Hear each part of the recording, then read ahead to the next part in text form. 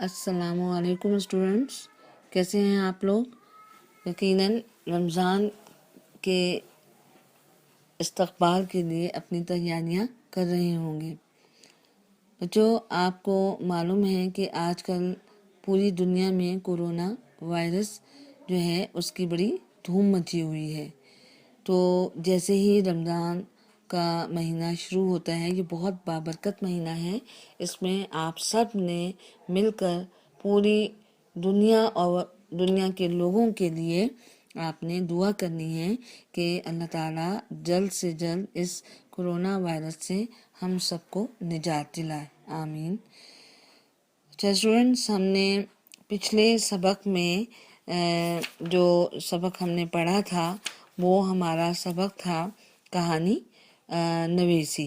हमने कहानी को नए अंदाज से लिखने का तरीका आपको सिखाया था और ये बताया था कि कहानी को किस तरह अपने अल्फाज में, यानी अगर कहानी कव्वे और लोमड़ी की है तो लोमड़ी अपने अल्फाज में या कव्वा जो है वो अपने अल्फाज में उसको किस तरह से लिखेगा। यकीनन आपने अपना जो होमवर्क था वो मुकम्मल कर लिया होगा। आज हम जिस सबक के बारे में पढ़ेंगे या जो हमारा कवायद में है कि ज़रबुल मसल, सफ़ा नंबर 35 पे ये ज़रबुल मसल है। आप सफ़ा नंबर 35 खोल लीजिए और जो मुश्किल अल्फाज हैं उनको आप ज़ख़ीरे अल्फाज में लिखते जाइएगा। अब हम अपने सबक का आगाज़ करते हैं। सबसे पहले मैं आपको ये बताऊंगी कि ज़रबुल मसल कहते किसको हैं। कुछ लोग ज़रबुल मसल को ज़रबुल मिसल पढ़ते हैं। ज़रबुल मिसल लफ्ज़ नहीं होता, इसका सही तलफ़्फ़ुज़ ज़रबुल मसल होता है। ज़रबुल मसल कहावत को कहते हैं। और कहावत क्या है? कहावत का मतलब होता है कि कोई गुर की बात, यानी कोई काम की बात जिसमें कोई मकसद हमें नज़र आता हो, किसी ज़िंदगी के तजुर्बात का निचोड़ मिलता हो। चलिए तो अब हम इसकी पढ़ाई करते हैं। ज़रबुल मसल कहावत को कहते हैं। इस लफ्ज़ मसल में मीम और से दोनों पर ज़बर है।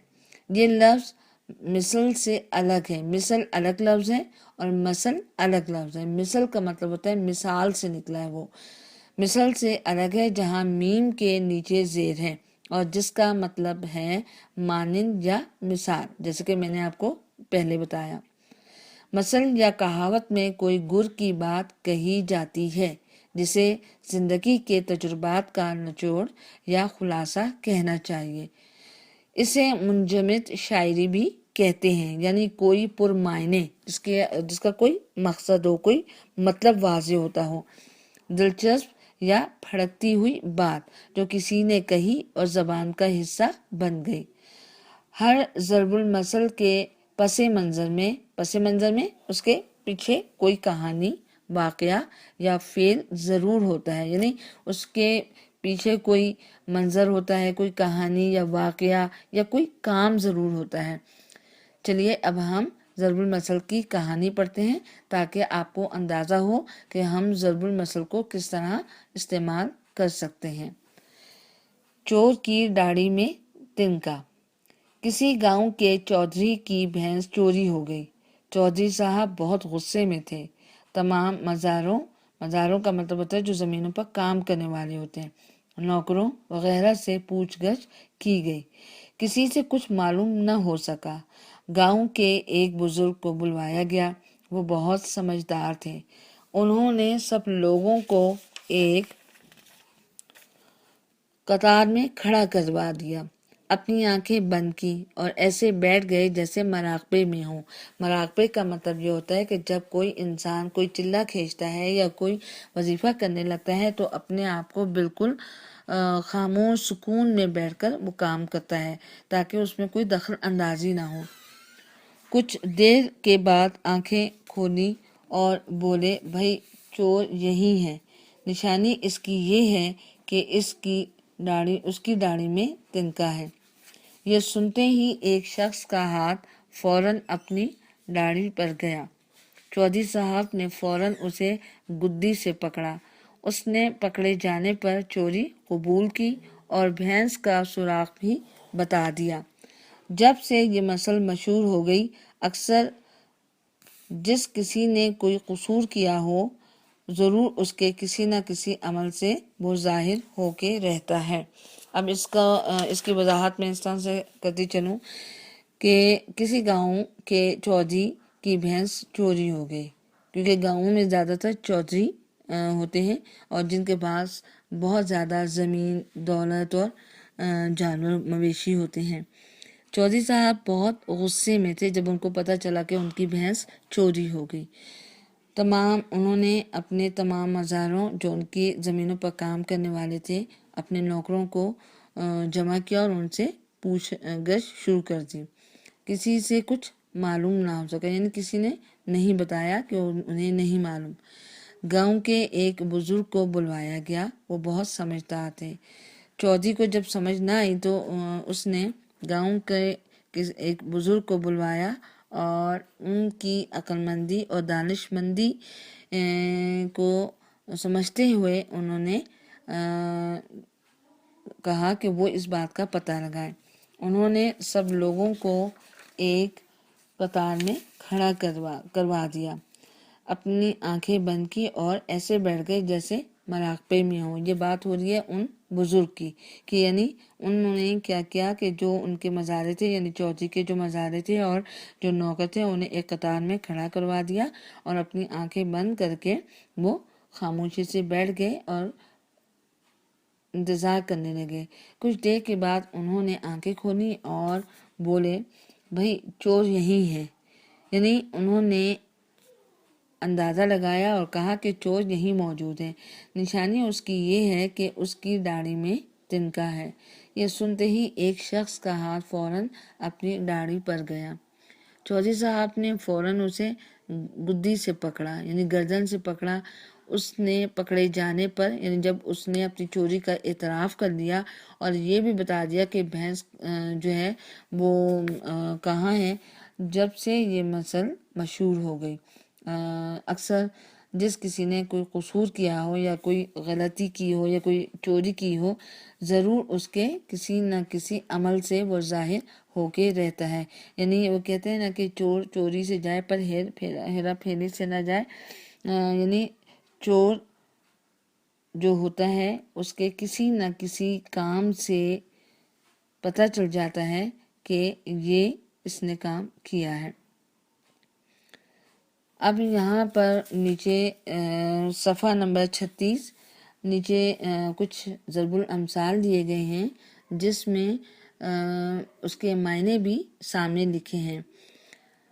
میں پڑھوں گی اور ان کا مطلب بھی آپ کو بتاتی جاؤں گی، لیکن جو آپ کو ضرب الامثال کچھ دیے جائیں گے، آپ نے ان کا مفہوم لکھنا ہے اپنی گرامر کی کاپی پر۔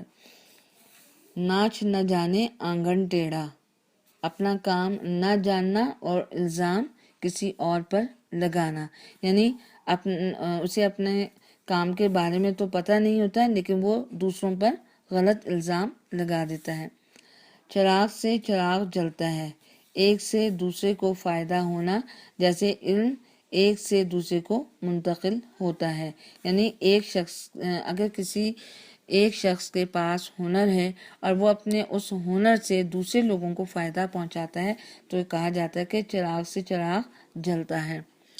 سمندر میں رہ کر مگرمچھ سے بیر، یعنی جہاں رہنا ہو وہاں کے لوگوں سے دشمنی رکھنا۔ یعنی اگر کوئی کسی جگہ پر رہتا ہے اور وہ وہاں کے جو آس پاس کے رہنے والے لوگ ہیں ان سے دشمنی رکھ لیتا ہے تو تب یہ ضرب الامثال استعمال کی جاتی ہے کہ سمندر میں رہ کر مگرمچھ سے بیر۔ ایک انار 100 بیمار، نعمت بہت کم ہونا اور طلبگار یعنی مانگنے والے بہت زیادہ ہونا۔ اس کا مطلب جو ہے وہ اس طرح سے ہوگا کہ اگر کسی کے پاس کوئی چیز ہے اور وہ کم ہے لیکن اس کے طلبگار یا اس کو مانگنے والے جو ہیں وہ بہت زیادہ ہوں۔ بلی کے خواب میں چھیچھڑے، سب اپنی پسندیدہ چیز ہی کے بارے میں سوچتے ہیں اور حاصل کرنا چاہتے ہیں۔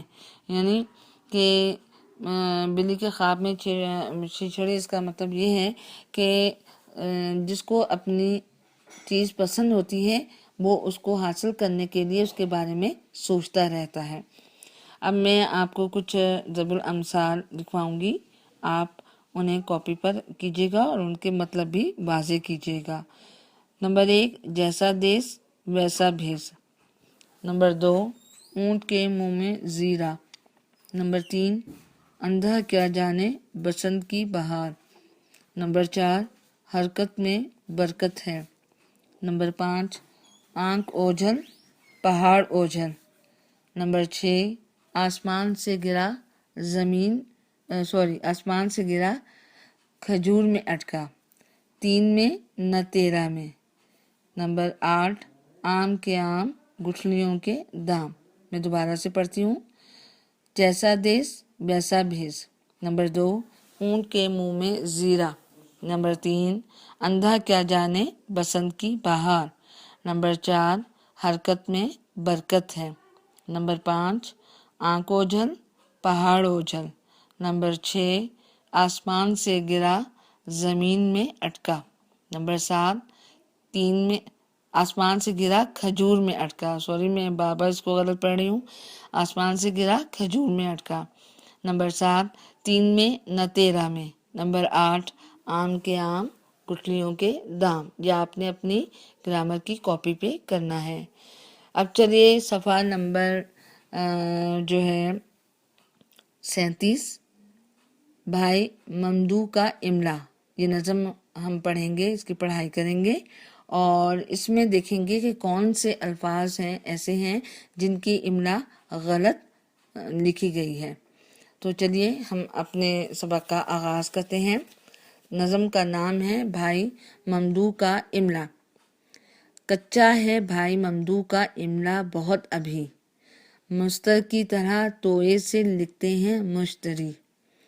کچا ہے بھائی ممدو کا املا بہت ابھی، مستر کی طرح توئے سے لکھتے ہیں مشتری۔ ظاہر ہے ایک شوشے سے بنتا ہے سر کا سین، اس میں بھی وہ بناتے ہیں دندانے 3 جس لفظ کو انہوں نے جو چاہا بنا دیا، بھینسا کو چھوٹی ہے سے بھینسا بنا دیا۔ اپنی نظر میں سارے مسلمان بھائی ہیں، ان کی نظر میں خیر سے ہم سب بہائی ہیں۔ ہم میں بھی وہ لگاتے ہیں ناحق دو چشمی ہے، آیت میں ڈال دیتے ہیں حمزہ بجائے یہ۔ وہ غیث کو بھی فیض کا سمجھے ہیں قافیہ، لکھتے ہیں زال سے ذکریہ کو زکریہ۔ کچھ فرق ہی نہیں نذیر اور نذیر میں، دونوں کو زوئن سے تو کبھی زال سے لکھیں۔ لکھا علل حساب علل ٹپ الف کے بن، حضرت تو مطمئن کو بھی لکھتے ہیں مطمئن۔ درخواست کو تو واؤ سے لکھتے ہیں خیر سب، برخاست میں بھی ڈالیں گے وہ واؤ بے سبب۔ کہتے ہیں چھوٹی اور بڑی یہ میں فرق کیا، دیکھا ہے ہم نے دہلی کو دہلے لکھا ہوا۔ کتنا جناب ممدو کے املا میں کھوٹ ہے، تحریر ان کی ساری لطیفوں کی پوٹ ہے۔ بچوں یہ جو نظم ہے اس میں دراصل جو بچے یا عموماً بڑے بھی املا کی بہت ساری غلطیاں کرتے ہیں، حروف تہجی کا استعمال غلط کرتے ہیں جس کی وجہ سے املا غلط ہو جاتا ہے۔ تو میں اب آپ کو یہاں بتاؤں گی کہ بھائی ممدو کس طرح سے املا لکھا کرتے ہیں۔ کچا ہے بھائی ممدو کا املا بہت ابھی، مستر کی طرح توئے سے لکھتے ہیں مشتری، یعنی مشتری میں تے آتا ہے اور ممدو جو ہے بھائی ممدو جو ہیں وہ اس میں توئیں کا استعمال کرتے ہیں۔ ظاہر ہے ایک شوشے سے بنتا ہے سر کا سین، اس میں بھی وہ بناتے ہیں دندانے 3 اب اس میں بتایا جا رہا ہے کہ جو سین کا سر ہے اس کے 2 دندانے ہوتے ہیں اور وہ 3 شوشے بناتے ہیں۔ جس لفظ کو انہوں نے جو چاہا بنا دیا، بھینسا کو چھوٹی ہے سے بھینسا بنا دیا۔ اب یہاں دیکھیں اتنی بڑی وہ غلطی کر رہے ہیں کہ وہ بھینس جس میں 2 چشمی ہے کا استعمال ہوتا ہے وہ یہاں پر ہے جو ہاتھی والی ہی ہے وہ یہاں پر استعمال کریں اور اس کو بھینسا لکھ رہے ہیں جو کہ غلط ہے۔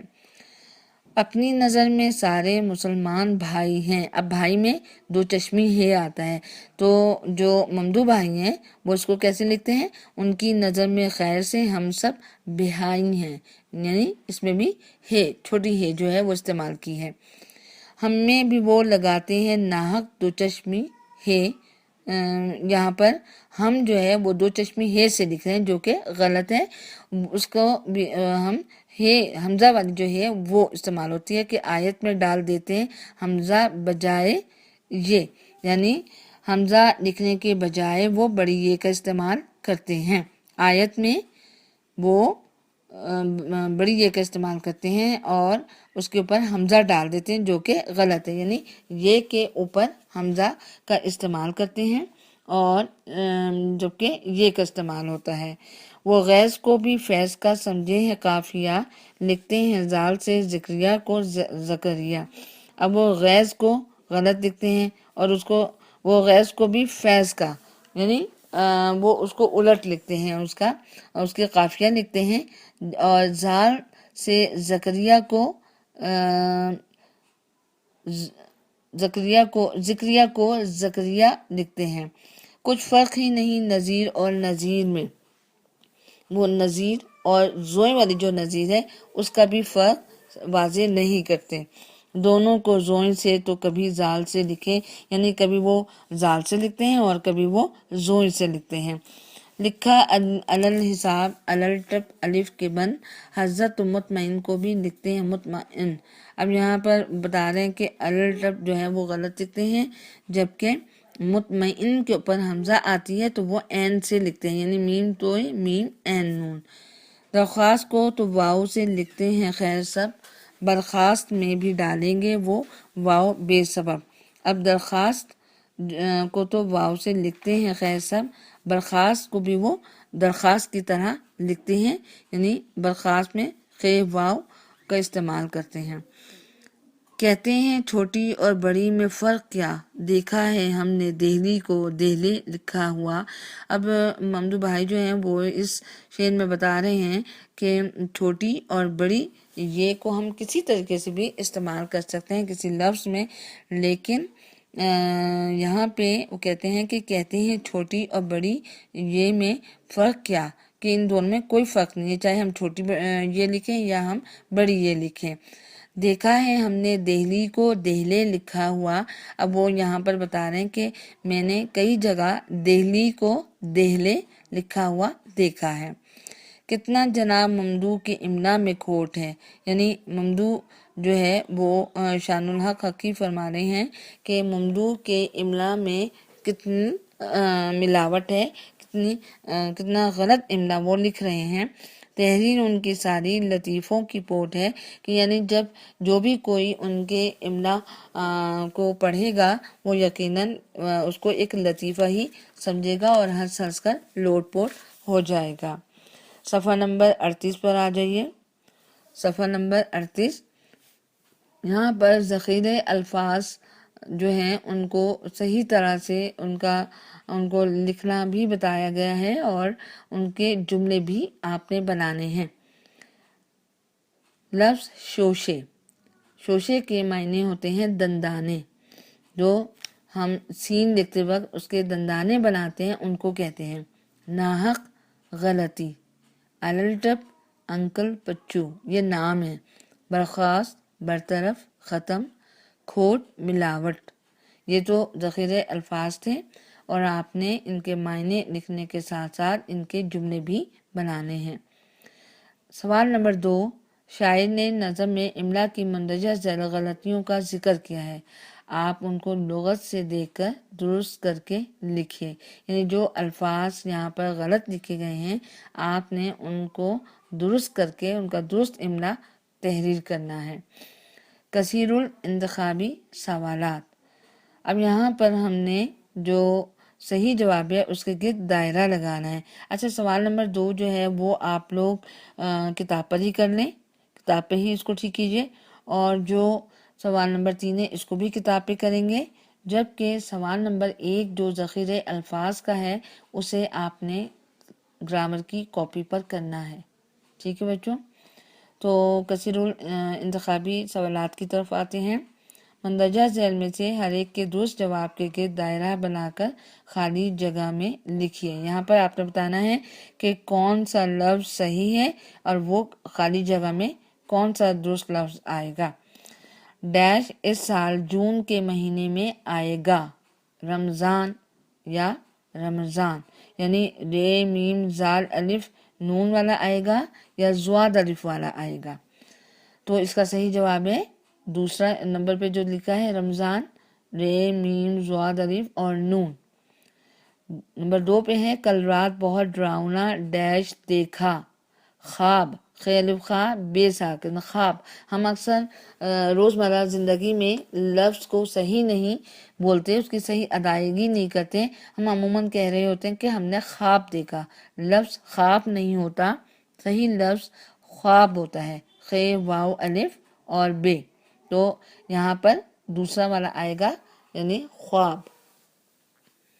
سوال اس کا تیسرا ہے کہ میں آپ سے کچھ ڈیش کرنا چاہ رہا تھا. میں آپ سے کچھ عرض کرنا چاہ رہا تھا. این رے ار زواد یہ والا آئے گا ادھر، عرض کہنا چاہ رہا تھا. اور الف رے زواد عرض کا مطلب ہوتا ہے زمین. وہ ڈیش ہے اسے کم سنائی دیتا ہے. وہ بہرا، بھرا نہیں، بے دو چشمی ہے رے الف یہ غلط ہے. یہاں پر بہرا آئے گا، جو نیچے سے ہے نکالی ہوئی ہے وہ والا آئے گا یعنی دوسرا. میں تمہاری کتاب ڈیش آ کر واپس کر دوں گا. اس کا ہوگا خود، خود نہیں ہوگا خود، خیواؤ اور دال دوسرا والا. ہر کسی کو اپنی ڈیش اچھی لگتی ہے. ہر کسی کو اپنی تعریف اچھی لگتی ہے یعنی تے این رے یہ اور فے یہ ٹھیک ہے، جبکہ تے الف تا رے یہ فے تعریف وہ غلط ہے. بے شک اللہ کے ڈیش ہی میں اطمینان ہے. بے شک اللہ ہی کے ذکر میں ہی میں اطمینان ہے دوسرا والا درست ہے. ٹھیک ہے بچوں. اب میں اس کو ایک دفعہ اور دوبارہ سے پڑھ دیتی ہوں. رمضان اس سال جون کے مہینے میں آئے گا یعنی زواد الف دوسرا والا. کل رات بہت ڈراؤنا خواب دیکھا. میں آپ سے کچھ عرض این رے عرض زواد عرض کرنا چاہ رہا تھا.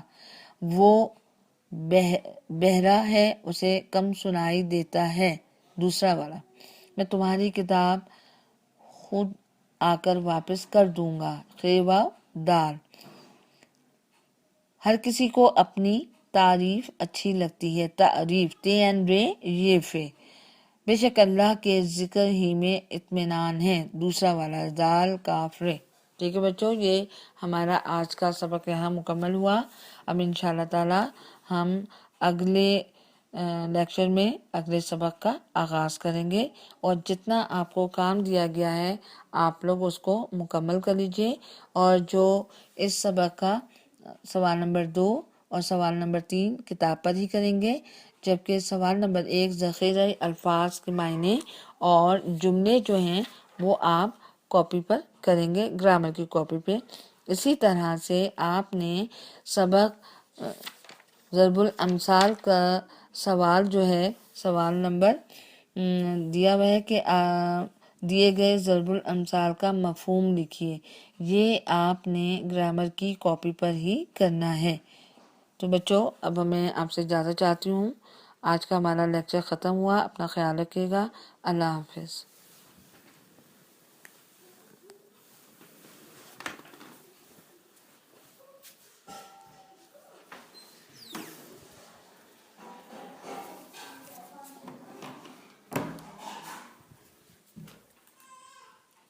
Out, please.